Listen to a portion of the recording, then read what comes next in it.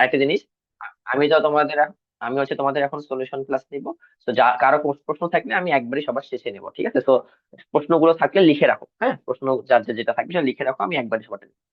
তো শুরু করি। What type of integer is zero? তো তোমাদের যখন আমি চ্যাপ্টার 3 পড়াইছিলাম, ঠিক আছে, তো চ্যাপ্টার 3 তে আসি, ডিরেক্ট চ্যাপ্টার 3 তে আসি লাস্ট দিয়ে। তখন একটা জিনিস বলছিলাম যে আহ, এই টেবিলটা খুব ইম্পর্টেন্ট। বলছিলাম যে এই চ্যাপ্টারে আর কোনো কিছু ইম্পর্টেন্ট না হলে এই টেবিলটা ইম্পর্টেন্ট। তো এই কেন ইম্পর্টেন্ট বলতাম, খেয়াল করে ন্যাচারাল নাম্বার, যেটা আসলে সব পজিটিভ নাম্বার গুলোকে ন্যাচারাল নাম্বার বলি, 1 থেকে শুরু করে ইনফিনিটি, 1 2 3 4 5 6, এবং জিরো। জিরোকে কিন্তু আমরা ন্যাচারাল নাম্বার বলি না, কিন্তু জিরো এবং ন্যাচারাল নাম্বার মিলেই কিন্তু আমার নন নেগেটিভ ইন্টিজার হয়। তো জিরোকে আমি কি বলতে পারি? Non negative integer. তো এই কারণে আমি প্রশ্নটা করছি what type of integer is zero, তো এটার আনসার হচ্ছে নন নেগেটিভ। আচ্ছা, why does ratio not have a unit?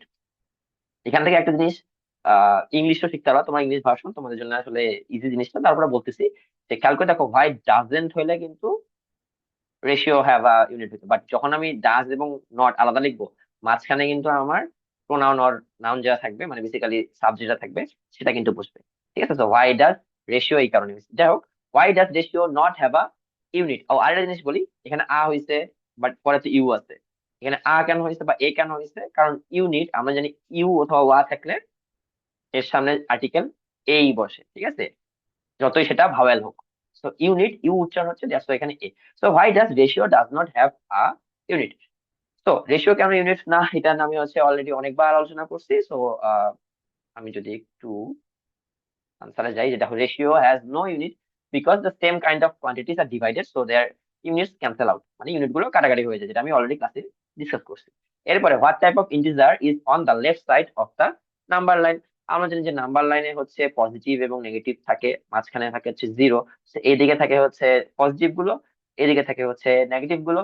So বাম পাশে আছে, সো দ্যাটস ওয়াই নেগেটিভ বলতে পারি আমি। The price of 5 books is 280 টাকা, what will be the price of 12 books? So এটা হচ্ছে one kind of unitary method. So 5টা বইয়ের দাম যদি 280 টাকা হয়, একটা বইয়ের দাম কত, 12টা বইয়ের দাম কত, এটা জাস্ট তোমাদের প্রশ্ন ছিল। সো এটার উত্তর মেবি খুব সম্ভবত 672 ছিল। আচ্ছা, এরপরে হচ্ছে এই ই নাম্বারটা, এইটা নিয়ে একটু বলি। আমি তোমাদেরকে লাস্ট ক্লাসে এই টাইপের প্রশ্ন অলরেডি, মানে আমার লাস্ট ক্লাস, নট তোমাদের লাস্ট ক্লাস, আমার লাস্ট ক্লাস যেটা ছিল, সেখানে আমি তোমাদেরকে অলরেডি এগুলো নিয়ে ডিসকাস করছি। তারপরে বলতেছি যে এখানে খেয়াল করে দেখো, A to the power 0, A to the power -4, A to the power 19, A square divided by A to the power 12। তো সবগুলোরই বেস কিন্তু আমার এ, সবার বেস হচ্ছে এ আছে। আদিব, হ্যালো হ্যাঁ বলো, শুনতেছি। স্যার, 1 নাম্বার অ্যান্সারে কি স্যার পজিটিভ লিখলে হবে না? Zero is a positive integer. আচ্ছা, পজিটিভ ইন্টিজার আসলে ভাবে লেখা উচিত না, নন নেগেটিভটাই বেশি গ্রহণযোগ্য, পজিটিভ ইন্টিজার দিবা না, বুঝা গেছে? নন নেগেটিভ দিবা।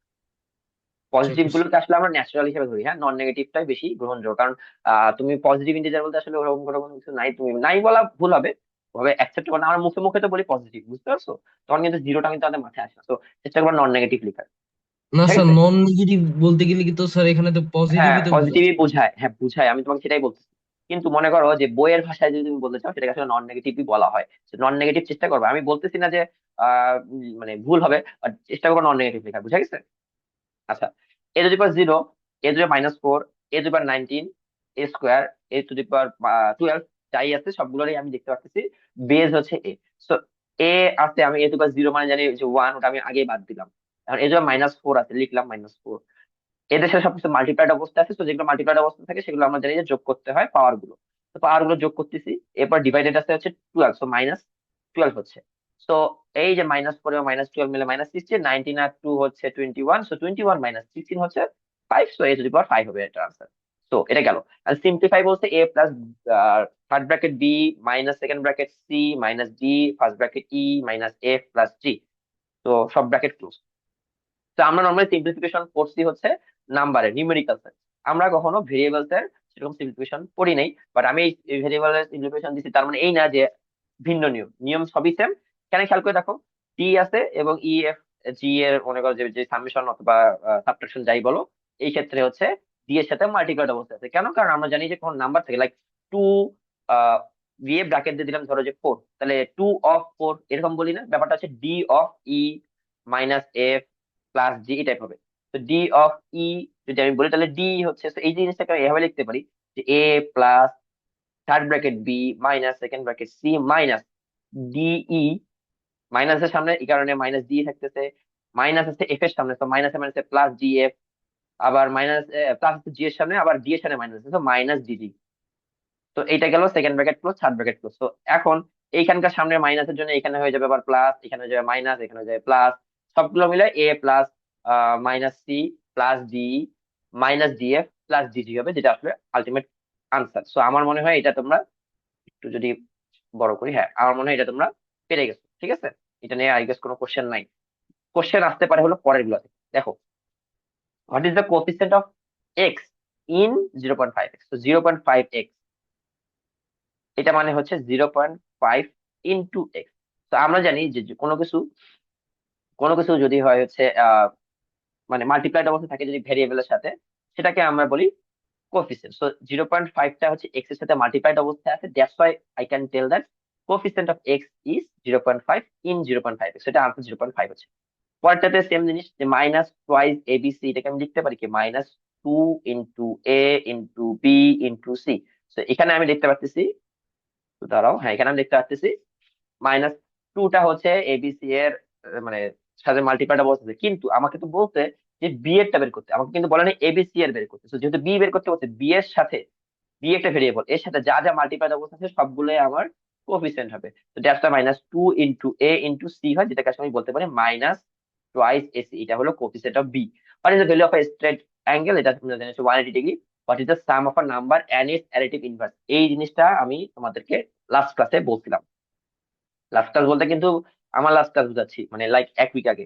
ঠিক আছে, আচ্ছা দেখো, what is the number of what is the sum of a number and its additive inverse? তো একটা নাম্বার ধরো আমি বলতেছি যে -2, তো এর অ্যাডিটিভ ইনভার্স হচ্ছে 2। আবার নাম্বার বলতে 2, এর অ্যাডিটিভ ইনভার্স হচ্ছে -2। মানে অ্যাডিটিভ ইনভার্স বলতে গেলে যে নাম্বারটা দেওয়া থাকবে, নাম্বারটা আসলে বলা হচ্ছে -2 কে, যে ইন্টিজার দেওয়া থাকবে, বা ধরো যে যে কোনো একটা ফ্র্যাকশনও দেওয়া থাকলো, সমস্যা সেটা না। সো বেসিক্যালি কোনো একটা কিছু দেওয়া থাকলো, ঠিক আছে, রিয়েল নাম্বার যদি বলা হয়, রেশনাল নাম্বার যাই বলো, সেটা দেওয়া হচ্ছে, সেটার ঠিক মানে নেগেটিভটাই বলতে পারি, কারণ -2 এর নেগেটিভ কি, মাইনাস মাইনাস টু, যেটা আসলে 2 হয়। বলতে পারি যে বেসিক্যালি ভ্যালুটা সেম থাকবে, সাইনটা চেঞ্জ হবে। তো -2 এর ভ্যালুটা সেম থাকতেছে, মাইনাসের জায়গায় +2 হয়ে যাচ্ছে। সেম 2 এর জায়গায় 2 থাকতেছে, বাট +2 এর জায়গায় -2 হয়ে যাচ্ছে। তো আমি বলতেছি এইটার অ্যাডিটিভ ইনভার্স হচ্ছে এইটা, আবার এইটার অ্যাডিটিভ ইনভার্স হচ্ছে এইটা। তো এখন অ্যাডিটিভ ইনভার্স গুলো যদি সামেশন বলি, যে হোয়াট ইজ দ্য সাম, তো -2 +2 যদি করি সেটা হয় 0। আবার 2 আর -2 যদি আমি অ্যাড করি, ধরো 2 প্লাস -2 যদি করি, এটাও কিন্তু হয়ে যায় 0। So what is the sum of a number and its additive inverse যদি বলা হয়, সেটা আসলে 0ই হয়। বুঝা গেছে?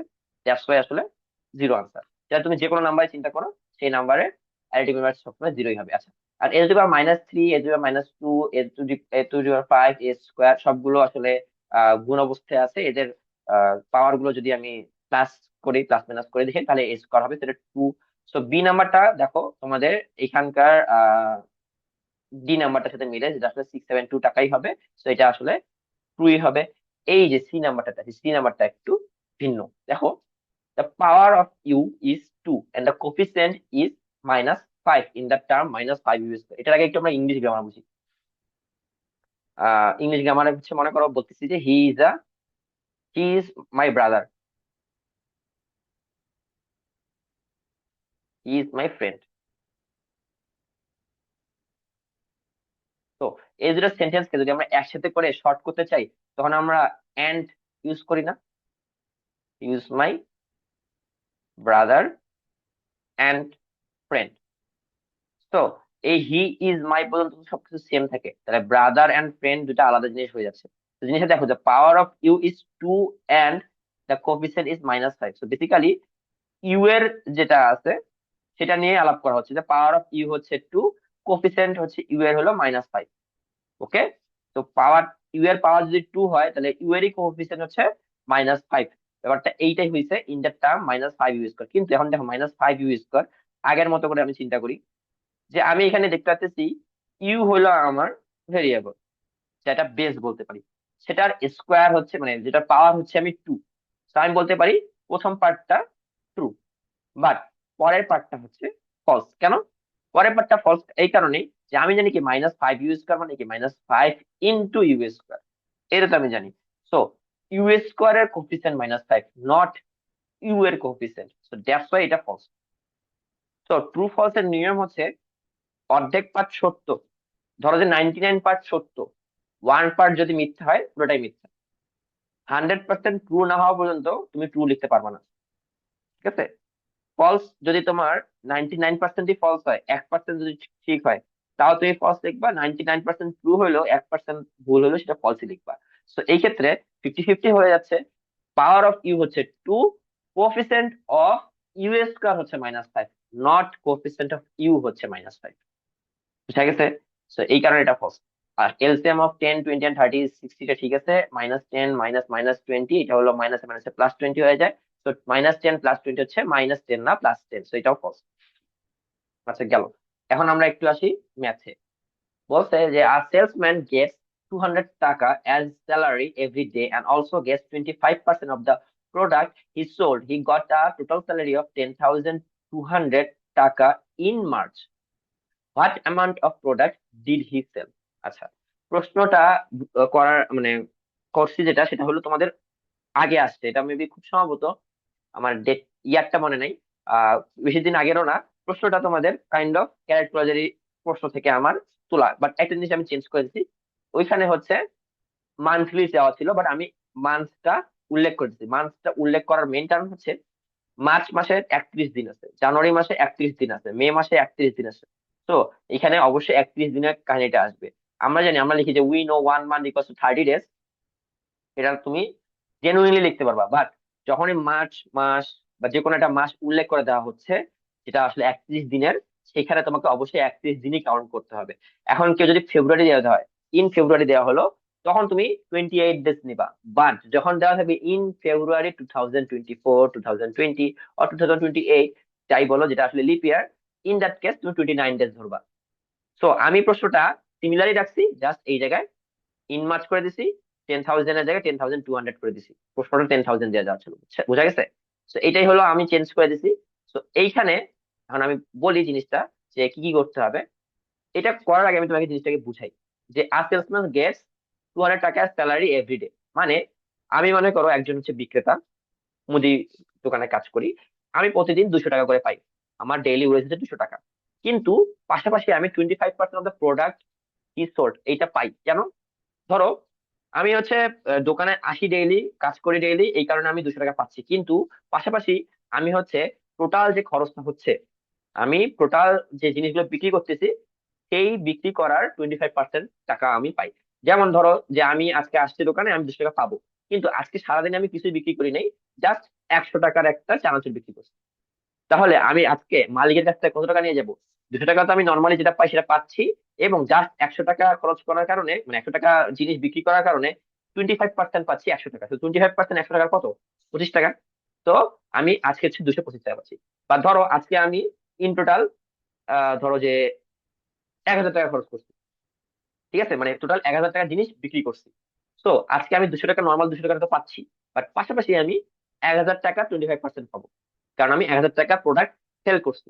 তো 1,000 টাকার 25% হচ্ছে আমার 250 টাকা।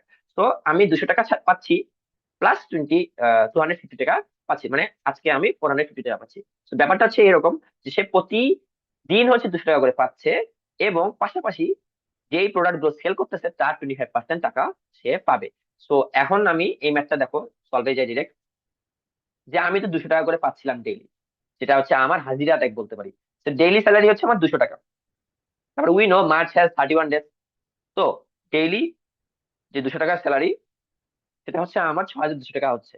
কিন্তু প্রোডাক্ট বিক্রি করার জন্য আমি পাচ্ছিলাম হলো 4,000 টাকা, কারণ টোটাল হলো 10,200 টাকা আমি মাস শেষে পাচ্ছি।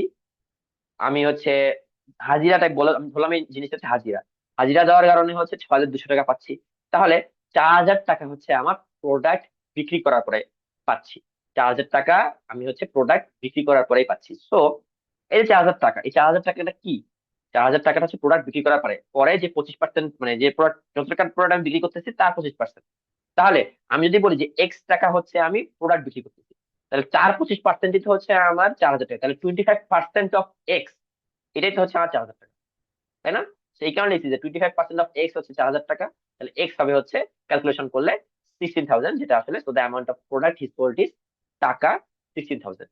তো আমার মানে এখন এই প্রশ্নটা নিয়ে নেই, কারো কি এই বিষয়ে করার প্রশ্ন আছে? কেউ কি আসলে যে তার বুঝি নেই?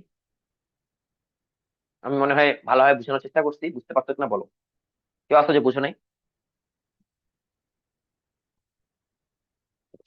আচ্ছা, যেহেতু নাই, তো এরপরে আমরা আসি পরের কোশ্চেনটাতে, যে after 5 years the ratio of the ages of the father and son will be 11.5 to 7. If the son's present age is 30 years, what is the father's present age?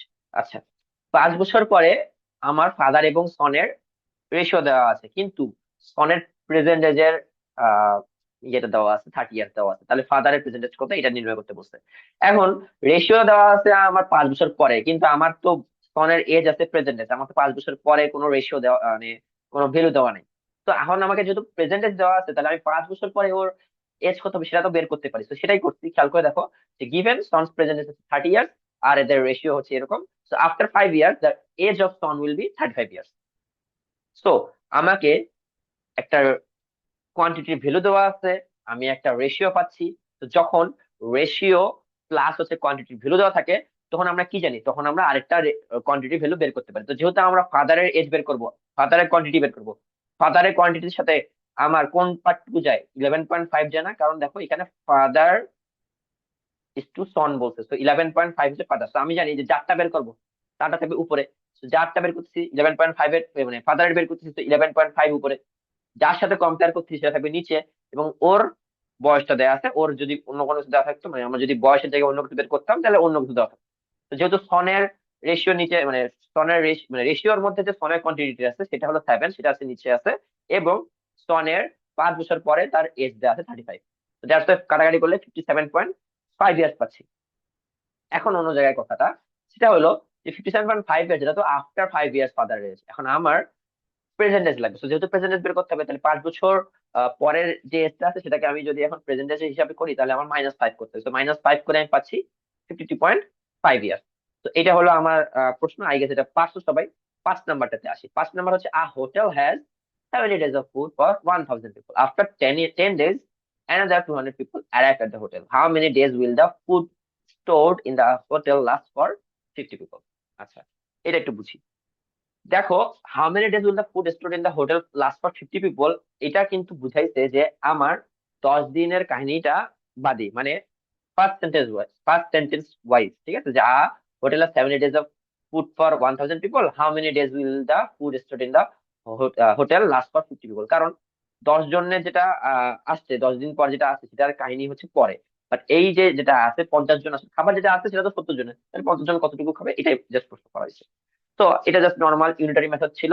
এটা খুবই ইজি প্রশ্ন, যে হোটেল হ্যাজ মানে 1,000 people can it in 70 days, তাহলে 50 people কতদিনে খাইতে পারবে সেটা। এখন চিন্তা করো যে 1,000 জনের খাবার আমরা হচ্ছে 70 দিনে খাচ্ছি। এখন যদি ওই খাবারটা একজন খাইতো, তাহলে নিশ্চয়ই আহ সময় লাগতো। তুমি তো একদিনে 1,000 জনের খাবার খাইতে পারবে না, বা 70 দিনে 1,000 মানুষের খাবার খাইতে পারবে না, তোমাকে সময় লাগবে। সেই কারণে যখন আমরা জানি যে বেশি জিনিস, মানে কোনো কিছু বেশি হলে, বাড়লে, যে আমরা মাল্টিপ্লাই করি, তো সেটাই করছি। 70 × 1,000, 50 পিপলের ক্ষেত্রে হবে ভাগ। ঠিক আছে, তো 70 × 10,000 বাই 50 করে 14,000 পাচ্ছি। 14,000 ডেজ লাগবে একটা মানে যতগুলো খাবার আছে 50 পিপলের শেষ করতে। আচ্ছা, how many days will the remaining food last? তো কতদিন হচ্ছে রিমেনিং ফুডটা থাকবে। এখন আসতেছে আমার এই যে 10 দিন পরের কাহিনী। তো দেখো 70, আচ্ছা আমি ছবি আঁকা একটা জিনিস দেখো, ছবি দেখলে বুঝতে পারবো। ধরো একটা খাবার, এইটা খাবার, হ্যাঁ, খাবার আছে। এখন এর মধ্যে থেকে 10 দিনে হচ্ছে এতগুলো খাবার শেষ হয়ে গেছে, তো বাকি 60 দিনে হচ্ছে এতটুকু আছে। তো প্রথমে এই 10 দিনে খাইতে হচ্ছে 1,000 জন, পরের 60 দিনেও কিন্তু 1,000 জনেরই খাওয়ারই কথা, কিন্তু এখানে আরো 200 জন অ্যাড হয়েছে। এটাই হচ্ছে এখন আপাতত আমাদের বিষয়। তো 10 দিন তো চলে গেছে, তাহলে দিন বাকি আছে কতদিন? 60 দিন। তাহলে 1,000 জন যদি খাইতে পারে, মানে এই খাবারটা তো 1,000 জন 60 দিনের জন্য ছিল, তাহলে 1,200 জন এই খাবারটা কতদিনে খাবে, এটাই হলো প্রশ্ন। তো এটাই বলবো যে 1,000 জন 60 দিনে খাচ্ছে এতটুকু খাবার। আমার কিন্তু আগের খাবারটা অলরেডি শেষ, তো এই কারণে আগের খাবারের কোনো অ্যাকাউন্টেবিলিটি আমার কাছে এখন নাই, আমার দরকার নেই। তো এইটুকু খাবার, যে এই যে যে জায়গায় ডট দিচ্ছি, এইটুকু খাবারের কথাই এখন আলোচনায় আসতেছে, এই কারণে 1000 জন খাইতেছে হলো 60 দিনে, তাহলে 1200 জন কতদিনে খাবে? সেম ইউনিটারি মেথডটা অ্যাপ্লাই করবো, জাস্ট এখানে প্লাস মাইনাস আমরা যেটা করছি যে ডেজ লেফট হচ্ছে 60, পিপল হচ্ছে 1200, so 1000 people can take a food in 60 days, তাহলে 1200 পিপল 50 ডেজ। এখন তোমাদের কাছে কোশ্চেন আসতে পারে যে স্যার, এখন তো আপনি তো স্যার পার্ট পার্ট করে দেখালেন, পার্ট পার্ট করে দিলে তো স্যার আমাদেরকে পার্ট বের করতে হবে যে এতটুকু পার্ট বাকি আছে। আচ্ছা, তোমাকে একটা সিম্পল জিনিস আমি একটু বুঝাই বলি। ধরো আমাদের ফ্যামিলি হইলো 4 জনের, হ্যাঁ, ঠিক আছে, 4 জনের একটা ফ্যামিলি। তো 4 জনের একটা ফ্যামিলি, মনে করো যে আজকে হচ্ছে আমাদের বাসায় মুরগির মাংস রান্না করছে। তো 4 জনের জন্য এই খাবারটা হলো আমরা 2 দিনে খাবো, ঠিক আছে, 2 দিনে খাওয়ার কথা। তো আজকের দিনে আমরা খাইছি, কিন্তু কালকের দিনে খাবারটাও কিন্তু আমাদের ওই 4 জনের জন্যই ছিল, তো খাবারের অংশটা কিন্তু সেম জিনিস আছে। তো 4 জনের জন্য যদি ওই যে অর্ধেক মুরগিটা বাকি থাকে, এখন মনে করো আমাদের 2 জন গেস্ট আসছে, তো 4 জনের জন্যই অর্ধেক মুরগিটা বাকি আছে, 6 জনের জন্যই অর্ধেক মুরগিটাই এখনো বাকি আছে। তো কতটুকু অংশ বাকি আছে এটা আমাদের অ্যাকাউন্টে আনতে হবে না, দরকার নেই। সেই কারণে আমি আসলে পার্ট পার্ট দরকার নাই, ডিরেক্ট লিখবো এইভাবে যে 4 জনের জন্য 1.5টা মুরগি, মানে মুরগি তো এখানে অ্যাকচুয়ালি না, এখানে আসলে খাবারের কথা বলা হচ্ছে, বাট আমি চেষ্টা করছি অন্য একটা এক্সাম্পল দিয়ে, আই হোপ বুঝতে পারছো। আচ্ছা, কার কোনো কোশ্চেন আছে এখন? আচ্ছা, নাই। তো রাজন poured some, এটা হচ্ছে সবথেকে সহজ প্রশ্ন, ঠিক আছে। রাজন poured some water into an empty 2 liter bottle. Firstly, he filled 3/5 parts of bottle with water. Then he added another 0.25 liter of water, and finally he added some more water to fill the bottle completely. However, how many liters of water did Rajan pour first? আচ্ছা, দেখো, pour মানে হচ্ছে ঢালা, বুঝা গেছে? দেখো, আহ আচ্ছা, আরেকটা জিনিস বলি, লিটার বানান কিন্তু দুটাই, এই টি আর ইও হয়, টি ই আরও হয়, একটা হচ্ছে ব্রিটিশ আর একটা হচ্ছে আমেরিকান। যেমন কালার বানানে ও ইউ আর হয় এবং ও আর হয়, দুটাই। আচ্ছা দেখো, তো বোতল আমি এইভাবে এটা ড্র করলাম। তো বেসিক্যালি এখানে দেখো, পার্ট একটা জিনিস, লিটার কিন্তু আবার আলাদা জিনিস, লিটার কিন্তু আলাদা জিনিস, এই পার্ট কিন্তু আবার আলাদা জিনিস। তো পুরোটা হচ্ছে আমার 2 লিটার, বাট আমি যদি এইটাকে পার্ট পার্ট করি সেটা কিন্তু আবার অন্য বিষয়। তো দেখো এখানে বলছে 3/5 পার্ট, তো আমি যদি এটাকে 5 পার্ট করি, 1 2 3, ধরো যে এখানে 4 আর এখানে 5 ধরো সাপোজ, হ্যাঁ, সমান সমান আসলে করা উচিত, বাট এটা ধরলাম যে আপাতত এটা সমান আছে। সো এর 3/5 পার্ট হচ্ছে তোমার রাজন ফার্স্টলি পোর করছে। তো এইটা যদি 2 লিটার হয়, তাহলে এর 3/5 পার্ট হবে 3/5 × 2, যেটা আসলে 6/5 পার্ট হচ্ছে ফার্স্টে পোর করছে বা ঢালছে। এরপরে বলছে how many litres of water did he pour in the end, যেহেতু আমাদেরকে ইন দা এন্ড বলছে যে finally he added some more water to fill the বোতল কমপ্লিটলি, মানে শেষে কতটুকু অ্যাড করছে এটাই এখন প্রশ্ন করছে। কিন্তু দেখো 6/5 পার্ট তো আমার এইটুকু, 6/5 লিটার, সরি পার্ট না, 6/5 লিটার তোমার এইটুকু, আবার ওর সাথে 0.25 লিটারে কিন্তু অ্যাড করছে, নট পার্ট। তো যেহেতু লিটারে অ্যাড করছে, তাহলে এটা 6/5 লিটার মানে 1.2 লিটার বলতে পারি, তার সাথে আবার আমি হচ্ছে 0.25 লিটারই অ্যাড করতেছি। তো লিটার আর লিটার আমি অ্যাড করতেই পারি। তো 1.2 এর সাথে 0.25 লিটার অ্যাড করলে হয় 1.45। তো যেহেতু বলছে কমপ্লিটলি ফিল করতেছি, তার মানে কি শেষে আমি বাকিটুকু ফিল করতেছি। তো এই পর্যন্ত ধরো যে আমার বলতেছি যে আমার 1.45 হয়েছে, তাহলে বাকিটুকু ফিল করতে কতটুকু লাগবে? তো বেসিক্যালি 2 লিটার হলো আমার বোতলটা, তাহলে বাকিটুকু হচ্ছে 2 - 1.45, যেটা হচ্ছে 0.55 লিটার। তো এটাই হচ্ছে আমার আনসার, খেয়াল করে দেখো এখানে তাই দেয়া আছে যে 0.55 লিটার। ওকে, আচ্ছা এরপরে আসি।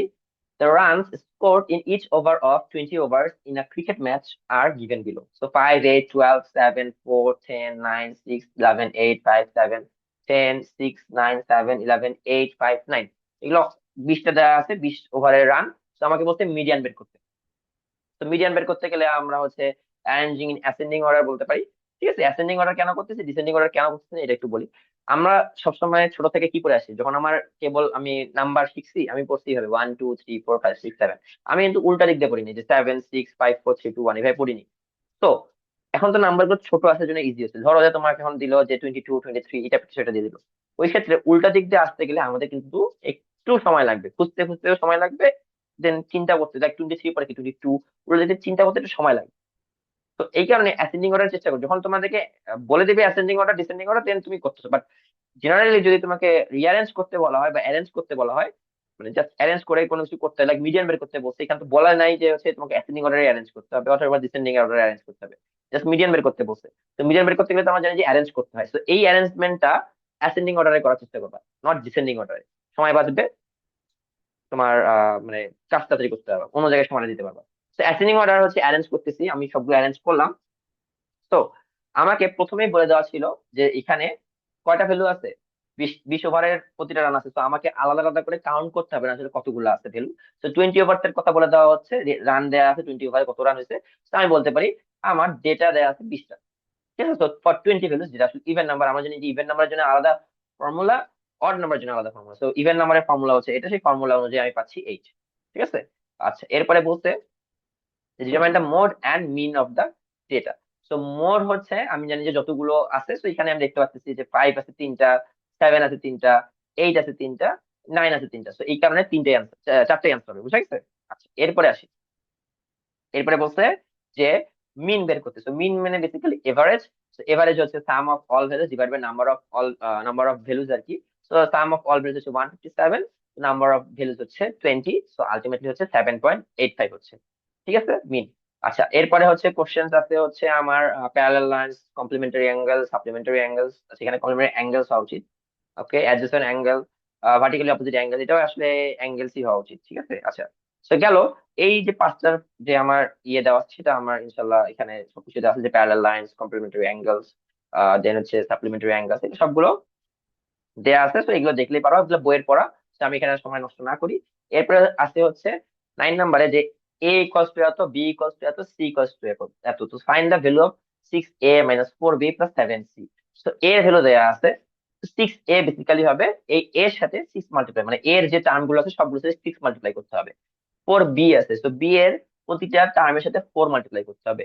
সি 7c আছে, তো সি এর প্রতিটা টার্মের সাথে 7 মাল্টিপ্লাই করতে হবে। দেন আমাদের এই যে 6 এর জায়গায় 6 মাল্টিপ্লাই করবো, যা আসতেছে খেয়াল করে দেখো, যে এর সাথে আমি 6 মাল্টিপ্লাই করে পাইছি হচ্ছে এটা, বি এর সাথে 4b, কিন্তু এখানে -4b ছিল, এই কারণে আমি একবারে -4b লিখে দিছি। মাল্টিপ্লাই করে আমার এটা আসতেছে, সরি এটা আসতেছে। এরপরে হচ্ছে 7c, 7 এর সাথে মানে সি এর সাথে 7 মাল্টিপ্লাই করে আমার এটা আসতেছে। তো এই হলো অবস্থা। এরপর সবগুলো আমি অ্যাড করতেছি, অ্যাড করার পরে আমার আনসার হচ্ছে এটা। আচ্ছা, এরপরে বলছে যে how much should be added with a - c so that the summation will be equal to b. So b এর সাথে কতটুকু, মানে a - c এর সাথে কতটুকু অ্যাড করলে আমার b হবে, এটা হলো প্রশ্ন। তো আমি এটা খুবই সহজ ভাবে করার চেষ্টা করছি, যে আমি যদি এটাকে ইকুয়েশনে নিয়ে যাই তাহলে খুব ভালো হয়। তো আমি লিখছি যে let x is to be added with a - c, তো a - c এর সাথে যদি আমি x অ্যাড করি তাহলে কিন্তু আমার হয়ে যায় b এর সমান। তো আমি a - c plus x equal লিখতে পারি তাহলে b, x এর সাথে মানে a - c এর সাথে x অ্যাড করতে হবে তাহলে হবে b। জিনিসটা আমি ইকুয়েশনের মাধ্যমে এক্সপ্রেস করছি। তো x equal to b minus a plus c লিখলাম, শেষ। X equal to b minus a plus c. এখন আমি বি এর ভ্যালু বি এর জায়গায় বসাচ্ছি, এ এর ভ্যালু এর জায়গায় বসাচ্ছি, সি এর জায়গায় সি এর ভ্যালু বসাচ্ছি। বসানোর পরে জাস্ট প্লাস মাইনাস করার পরে আমার আনসার আসছে এটা, এটাই আমার আনসার, যে এটাই আমাকে অ্যাড করতে হবে। আচ্ছা, এরপরে আসি এইটাতে। এইটাতে দেখো খেয়াল করে, যে এই ছবিটা যদি আমি সাইডে অ্যাড করি আলাদা করে, তাহলে বুঝতে পারো আরো ভালো হবে। দেখো ছবিটা হচ্ছে এরকম, এরকম এন্ড এরকম। তো এটা দেওয়া আছে 60 ডিগ্রি, আমার এটা দেওয়া আছে 115 ডিগ্রি, আমাকে বের করতে বলছে এটা কত। তো দেখো এ বি এবং সি ডি হচ্ছে কি প্যারালাল, এইটা হচ্ছে তাদের ট্রান্সভার্সাল। এইখানে যেটা আছে সেটা হচ্ছে ট্রান্সভার্সাল, এই পার্টটুকু হচ্ছে তাদের ট্রান্সভার্সাল। তো এটা যদি ট্রান্সভার্সাল হয় তাহলে এটা যদি 60 ডিগ্রি হয়, এটা ঠিক অল্টারনেট অ্যাঙ্গেল এটা না, সেটা আমি বলতে পারি 60 ডিগ্রি। আবার এইখানে 115 ডিগ্রি আছে, আমার এই যে লাইন যে ট্রান্সভার্সাল ড্র করছে এটা হচ্ছে আমার একটা স্ট্রেট লাইন, তো স্ট্রেট লাইনের অ্যাঙ্গেল হলো স্ট্রেট অ্যাঙ্গেল। তো এটা হচ্ছে 115 ডিগ্রি, তাহলে এইটা হবে হচ্ছে 180 মাইনাস 115, যেটা আসলে 65 ডিগ্রি। তো যারা বুদ্ধিমান তারা জানো যে হচ্ছে এখানে এক্সটা হচ্ছে এই যে ভিতরে যে ট্রায়াঙ্গেল, ধরো যে আমি এটা নাম দিচ্ছি এফ ইএফ জি, ধরো এর নাম দিলাম আমি ইএফজি। ইএফজি যে ট্রায়াঙ্গেলটা আছে তার বাইরে অ্যাঙ্গেলটা, বা এটাকে আমি বলতে পারি এক্সটেরিয়র অ্যাঙ্গেল হলো, মানে এফজিডি যেটা আর কি, এফজিডি টা হচ্ছে ইএফজি এর এক্সটেরিয়র অ্যাঙ্গেল। তো আমরা জানি এক্সটেরিয়র অ্যাঙ্গেল হলো ইন্টেরিয়র দুটা অপোজিট অ্যাঙ্গেলের ইকুয়াল, ঠিক আছে, সামেশনের ইকুয়াল। তো এক্স ইকুয়ালস টু আমি বলতে পারবো হলো 60 ডিগ্রি প্লাস 65 ডিগ্রি, যেটা আসলে 125 ডিগ্রি, এই জন্য এটা 125 ডিগ্রি আনসার। আচ্ছা, এরপরে আসো determine the value of angle x. Determine the value of angle x, x এর ভ্যালু বের করতে বলা হচ্ছে। সো এখানে দেখো খেয়াল করে যে এটা হচ্ছে 50 ডিগ্রি দেওয়া আছে, এটার ঠিক ভার্টিক্যালি অপোজিট অ্যাঙ্গেল হচ্ছে এটা। আবার এখানে একটা 90 ডিগ্রি সাইন দেওয়া আছে, সেটা 90 ডিগ্রি, সেটা 90 ডিগ্রি, এটা 50 ডিগ্রি। এখন এটা করতে হবে, তাহলে এটা 40 ডিগ্রি হবে। আবার এখানে যে ট্রায়াঙ্গেলটা আছে, এটা হলো আইসোসেলিস ট্রায়াঙ্গেল। তো আইসোসেলিস ট্রায়াঙ্গেল আমাকে দেয়া আছে। আইসোসেলিস ট্রায়াঙ্গেলে আমরা জানি যে যেই দুটা সাইড ইকুয়াল তার ঠিক বিপরীত অ্যাঙ্গেল বা অপোজিট অ্যাঙ্গেল গুলো ইকুয়াল। তো এই সাইড এবং এই সাইড ইকুয়াল, তো এদের অপোজিট অ্যাঙ্গেল হলো এই অ্যাঙ্গেল এবং এই অ্যাঙ্গেল। তো এটা যদি 40 ডিগ্রি হয়, এটাও 40 ডিগ্রি হবে। তো এই দুটো যেহেতু 40 ডিগ্রি হয়ে গেল, তাহলে বাকিটা হবে 100 ডিগ্রি, কারণ আমরা জানি যে the summation of the three angles of a triangle is 180 degree. এরপরে বলছে prove that when a ray meets another ray at a point on a straight line, the sum of the two adjacent angles produced is two right angles. So 12 number যেটা আছে এটা হচ্ছে বইয়েরই, তো এই কারণে আমি এটা ডিসকাস না করলাম। 13 নাম্বারটা দেখো যে there are 9 cadet colleges for boys and 3 cadet colleges for girls. The number of girl cadets is 150 while the number of boy cadets is 450. What is the ratio of boy cadet colleges to girl cadet colleges? What is the ratio of girl cadets to boy cadets? What is the percentage of girl cadet colleges to boy cadet colleges? What is the percentage of girl cadets to boy cadets? So চারটা প্রশ্ন, ঠিক আছে? চারটা প্রশ্ন করার কারণ আছে, দেখো আমি এটা এটার সাথে তোমার হচ্ছে রেশিও এবং পার্সেন্টেজের হিসাবটা তোমাকে বোঝানোর জন্য। তো দেখো ratio of boy characterise and girl characterise, তোমাকে বলছে রেশিও অফ বয় ক্যারেক্টারাইজ এবং গার্ল ক্যারেক্টারাইজ বের করতে। তো বয় ক্যারেক্টারাইজ যেহেতু আগে আছে, গার্ল ক্যারেক্টারাইজ যেহেতু পরে আছে, তাহলে তোমাকে ফার্স্ট অফ অল বয় ক্যারেক্টারাইজের নাম্বার লিখতে হবে। সো বয় ক্যারেক্টারাইজের নাম্বার হচ্ছে 9, গার্ল ক্যারেক্টারাইজের নাম্বার হচ্ছে 3। তো 9:3, যেটা আসলে 3:1। খেয়াল করে দেখো যে 9:3, যেটা আছে 3:1। এরপর তোমাকে বের করতে বলছে যে ratio of girl cadets to boy cadets, এটা হচ্ছে ক্যাডেট কলেজের নাম্বার, এটা হচ্ছে ক্যাডেটদের নাম্বার। বুঝো ব্যাপারটা। তো গার্ল ক্যাডেটস এবং বয় ক্যাডেটস বের করতে বলছে। তো গার্ল ক্যাডেটস কত? গার্ল ক্যাডেটস হচ্ছে 150, যেটা আগে থাকবে সেটা আমার আগে লিখতে হবে, যেটা পরে থাকবে সেটা আমাকে পরে লিখতে হবে। সো 150:450, যেটা আছে 1:3। এরপরে বলছে যে what is the percentage of girl cadet colleges to boy cadet colleges. আমরা জানি যে পার্সেন্টেজ মানে হলো উপরে হচ্ছে থাকবে মানে নিউমারেটরে থাকবে হচ্ছে যার তুলনা করব, এবং নিচে থাকবে ডিনোমিনেটরে থাকবে হচ্ছে যার সাথে তুলনা করব। তা আমরা percentage of girl cadet college, তাহলে আমরা গার্ল ক্যাডেট কলেজেরই তুলনা করতেছি। তাহলে গার্ল ক্যাডেট কলেজ কতগুলো? 3টা। এবং বয় ক্যাডেট কলেজ কতগুলো? 9টা। তার মানে তুলনা করতেছি আমরা বয় ক্যাডেট কলেজের সাথে। তো এটা হবে 3/9 × 100 দিয়ে ব্র্যাকেট দিয়ে পার্সেন্টেজ। ঠিক আছে? তো গার্ল ক্যাডেট কলেজের তুলনা করতেছি, এই কারণে এটা উপরে। কার সাথে তুলনা করতেছি? বয় ক্যাডেট ক্লোজের নাম্বারের সাথে, তো এটা নিচে। এই কারণে এটা হয়েছে যেটা আসলে 33.33%। সেম গার্ল ক্যাডেটের সাথে বয় ক্যাডেটদের হচ্ছে যেহেতু পার্সেন্টেজ, তো 150 বাই হলো 450 × 100, সেম জিনিস। যারটা তুলনা করবো সেটা থাকবে উপরে, বাকিটা থাকবে নিচে। তো এইটাই হলো তোমাদের এই যে মডেল টেস্ট 1 এর সলিউশন। এখন আদিপ, তুমি প্রথমে বলছিলে যে তার প্রশ্ন হচ্ছে কঠিন ছিল। আদিপ কি আসো ক্লাসে? আমি তো দেখতে পাচ্ছি না। আচ্ছা, বাকি যারা আছো, মাহাদি, তৌকি, রায়াত, ফাওয়াজ, সাহিল, তোমরা এখন বলো ভাইয়ারা যে প্রশ্ন তো সলিউশন দেখতে পারলা, সলিউশন সবগুলো বুঝতে পারছো? আচ্ছা, তোমাদের কাছে কি মনে হয়েছে যে এখন যে সলিউশন গুলো যে দিলাম, এখন কি বুঝতে পারছো যে হচ্ছে প্রশ্নটা আসলে সহজই ছিল মনে হইতেছে, নাকি হচ্ছে কঠিন কঠিন হয়েছে মনে হচ্ছে? বলো।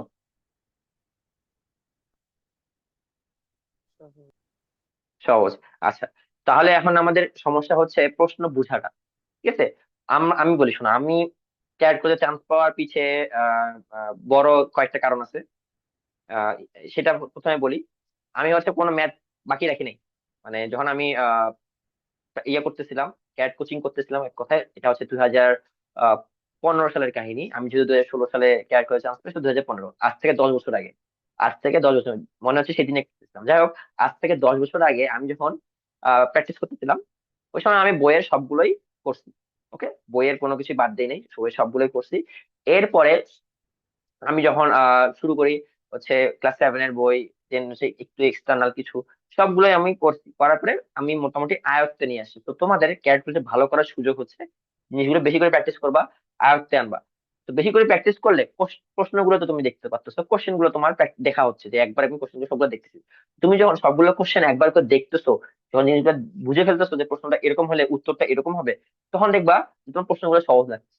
তো যারা যারা আসলে পারো নাই বা মনে হয়েছে যে কঠিন, তাদেরকে আমি বলবো যে তোমাদের হচ্ছে প্র্যাকটিসের ল্যাকিংস আছে। প্র্যাকটিস যত বেশি করবা, তত তাড়াতাড়ি তুমি করতে পারো। আমার প্রশ্ন প্যাটার্ন গুলো হচ্ছে এরকম করা থাকে যে চেষ্টা করি প্রত্যেকটা অংশেই টাচ করার জন্য। ঠিক আছে, যেমন রেশিও, পার্সেন্টেজ। দেখো আর কোথাও কিন্তু কোনো পার্সেন্টেজের আমি কোনো প্রশ্ন দিই না। এখানে গিয়ে আমি পার্সেন্টেজের প্রশ্ন দিয়েছি যাতে আমার পার্সেন্টেজের প্র্যাকটিসটা হয়ে যায়। বুঝতে পারছো? আচ্ছা ঠিক আছে, অনেক কথা বললাম। এখন আমরা আসতেছি হচ্ছে আমাদের বই। তো লাস্ট ক্লাসে তোমাদের মেবি ম্যাডাম ক্লাস নিছে, মিস। তো মিস কেমন ক্লাস নিছে?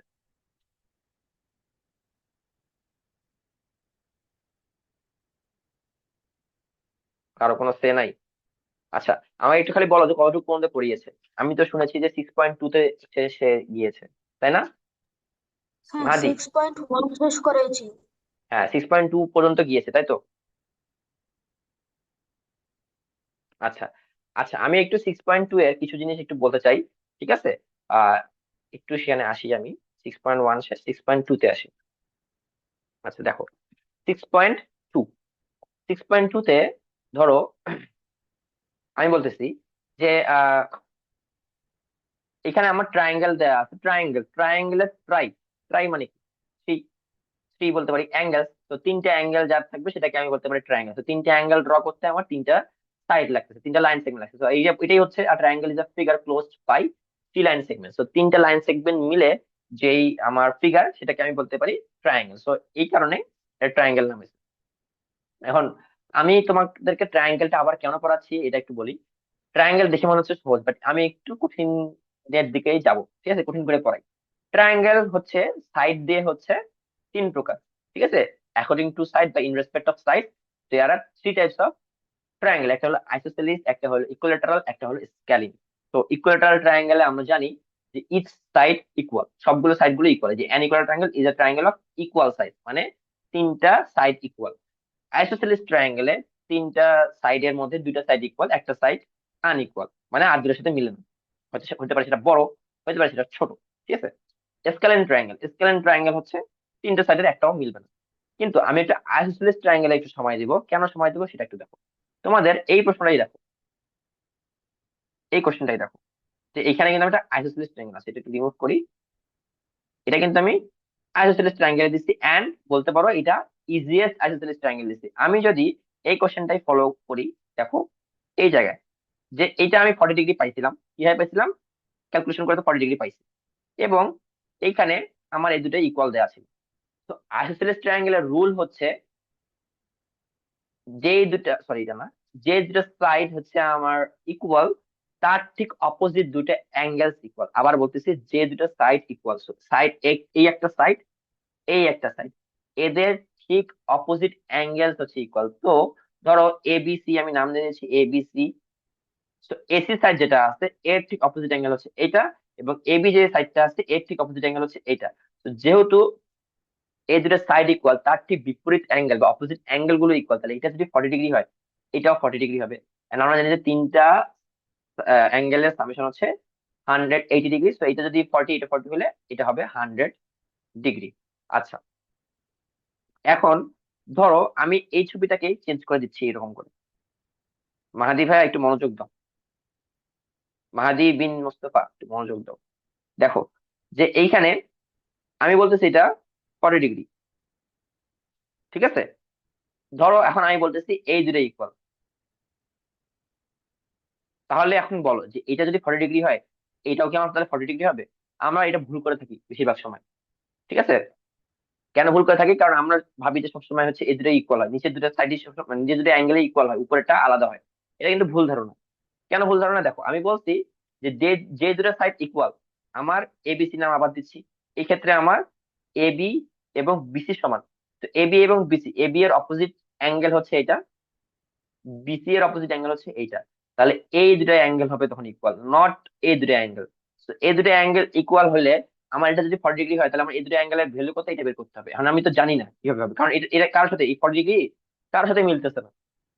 তাহলে আমি কি করতে পারি? আমি ধরে নিতে পারি এটা এক্স। এটা যদি এক্স হয়, তাহলে এটাও তো আমার এক্স। কারণ আমি কি জানি এই দুটো অ্যাঙ্গেল ইকুয়াল। যে দুটো সাইড ইকুয়াল তার ঠিক অপোজিট অ্যাঙ্গেল গুলো ইকুয়াল। আবার বলতেছি, যে দুটো সাইড ইকুয়াল তার ঠিক অপোজিট অ্যাঙ্গেল গুলো ইকুয়াল। সো এই কারণে দুটো এক্স জন্মেছে, তাহলে twice x plus 40 degree equal to কত হবে? টোয়াইস এক্স কেন সেটা একটু বলি।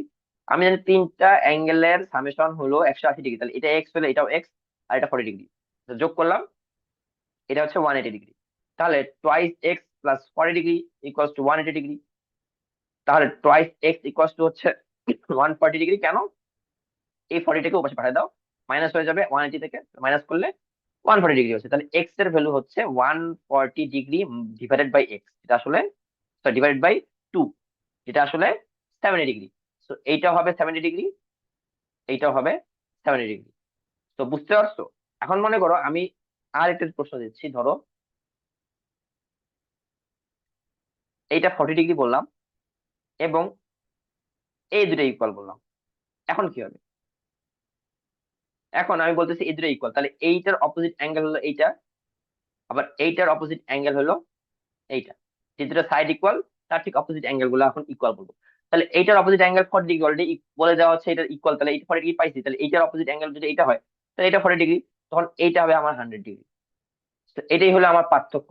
তো আমরা খেয়াল রাখবো যে কোন সাইডটা আসলে ইকুয়াল, আমাদের কোন সাইডটা ইকুয়াল। তো এটা হলো আমার আইসোসেলিস ট্রায়াঙ্গেলের ক্ষেত্রে। এখন ধরো যে ইকুয়েটরাল ট্রায়াঙ্গেলের ক্ষেত্রে আমাদের তো বলা হয় যে 60 ডিগ্রি সবগুলো। কেন বলা হয়? কারণ আমি জানি সবগুলো সাইডই ইকুয়াল। যখন সবগুলো সাইড ইকুয়াল তাহলে আমি বলতে পারি, আমি আবার বলতেছি, যে যেই সাইড গুলো ইকুয়াল তার ঠিক অপোজিট অ্যাঙ্গেল গুলো ইকুয়াল। তো যেহেতু তিন সাইডই ইকুয়াল, তাহলে তিন সাইডের অপোজিট তিন অ্যাঙ্গেলই তো ইকুয়াল হবে, তাই না? এটার অপোজিট এইটা, এইটার অপোজিট এইটা, এন্ড এটার অপোজিট এইটা, তাহলে সবগুলো ইকুয়াল হবে। তো যদি সবগুলো ইকুয়াল তাহলে সবগুলো তুমি এক্স ধরি, সবগুলো এক্স ধরে x plus x equal two 180 degree. কেন? কারণ আমি জানি তিনটা অ্যাঙ্গেলের সামেশন হচ্ছে 180 ডিগ্রি, তাহলে thrice x equal two 180 degree, x equal two হচ্ছে 180 ডিগ্রি ডিভাইড বাই 3, যেটা আসলে 60 ডিগ্রি। ওকে, এই কারণে এটা 60 ডিগ্রি, সবগুলো অ্যাঙ্গেলের ভ্যালু হচ্ছে 60 ডিগ্রি। আচ্ছা, আমরা একটু আসি অ্যাঙ্গেলের ভিত্তিতে। তিন ধরনের, একটা হচ্ছে অ্যাকুট অ্যাঙ্গেল, একটা হচ্ছে রাইট অ্যাঙ্গেল, একটা হলো অবটুজ অ্যাঙ্গেল। এখানে অ্যাঙ্গেল লিখছে, বাট এখানে আসলে লেখা উচিত acute angle triangle, right angle triangle এবং অবটুজ অ্যাঙ্গেল ট্রায়াঙ্গেল আছে। অ্যাকুট অ্যাঙ্গেল ট্রায়াঙ্গেল, অ্যাকুট হচ্ছে 90 ডিগ্রি থেকে ছোট হইতে হবে, এন্ড তিনটাই ছোট হইতে হবে, নট একটা। যে কোনো একটা ছোট, বাকিগুলো বড়। 90 ডিগ্রি বড় থেকে বড়তে অবশ্যই একটাই হইতে পারবে ট্রায়াঙ্গেলের ক্ষেত্রে, যে কোনো একটা ছোট বা দুইটা ছোট আর একটা বড় হবে না। ঠিক আছে? তো এই কারণে অ্যাকুট অ্যাঙ্গেল মানে হলো আমার তিনটা অ্যাঙ্গেলের ভ্যালুই হলো আমার 90 ডিগ্রি থেকে ছোট। এটা হলো আমার মাথায় রাখতে হবে। তো অ্যাকুট অ্যাঙ্গেল ট্রায়াঙ্গেল হচ্ছে তিনটা অ্যাঙ্গেলের ভ্যালুই 90 ডিগ্রি থেকে ছোট। তো এটাই হচ্ছে আমার acute angle triangle. Right angle ট্রায়াঙ্গেলের ক্ষেত্রে যে কোনো একটা অ্যাঙ্গেল 90 ডিগ্রি, বাকি দুটা অ্যাঙ্গেলই অ্যাকুট অ্যাঙ্গেল। তো অ্যাকুট অ্যাঙ্গেল ট্রায়াঙ্গেলের ক্ষেত্রে তিনটাই অ্যাকুট অ্যাঙ্গেল হতে হবে, তিনটা অ্যাঙ্গেল দিয়ে আমার অ্যাকুট অ্যাঙ্গেল। রাইট অ্যাঙ্গেল ট্রায়াঙ্গেলের ক্ষেত্রে একটা রাইট অ্যাঙ্গেল, বাকি দুইটা acute angle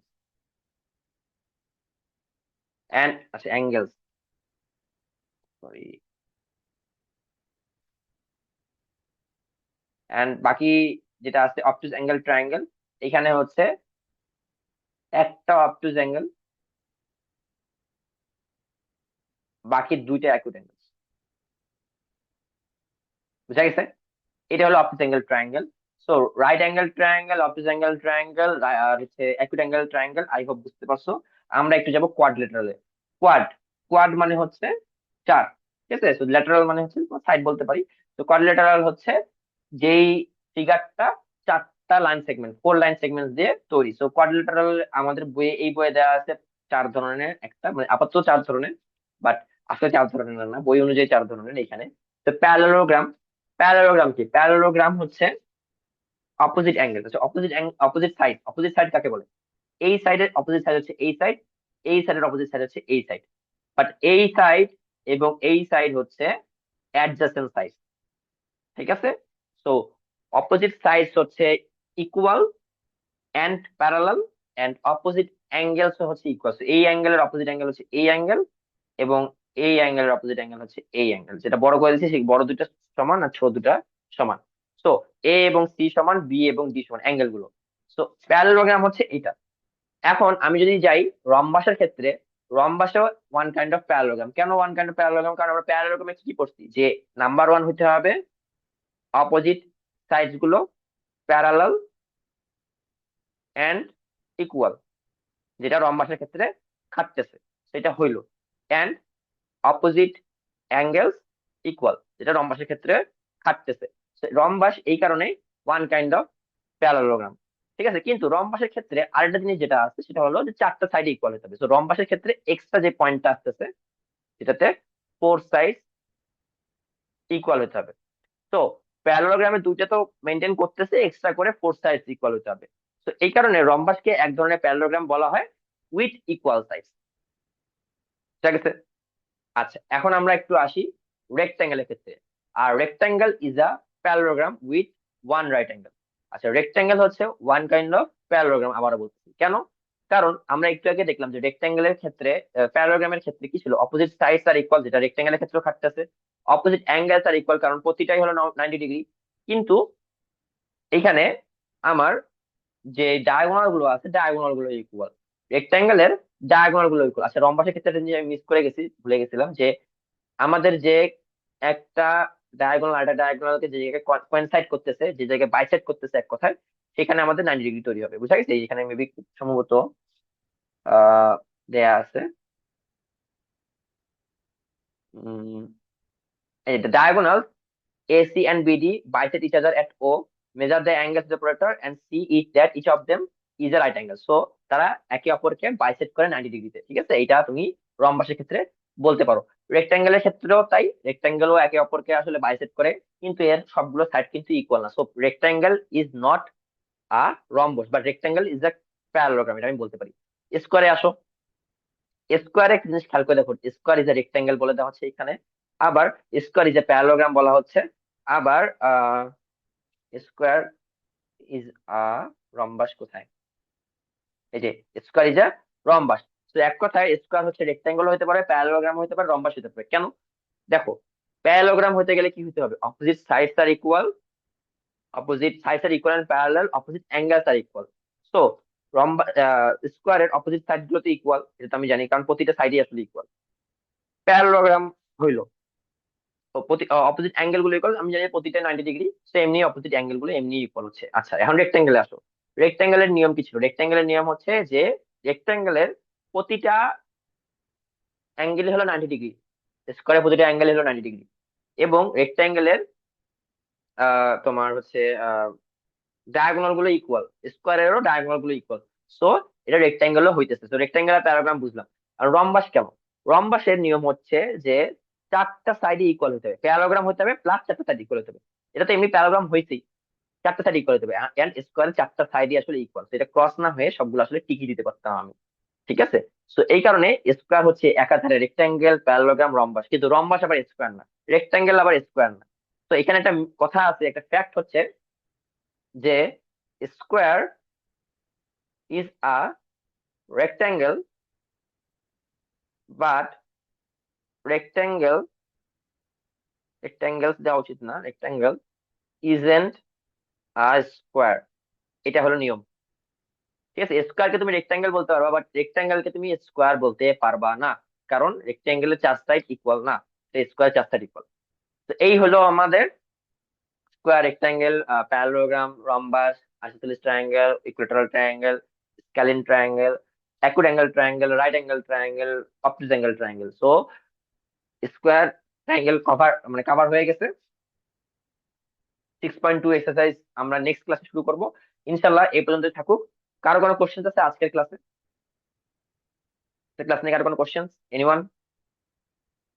As there is no question, so I will conclude my class here today. So আল্লাহ হাফিজ, সবাই ভালো থাকুক, আসসালামু আলাইকুম।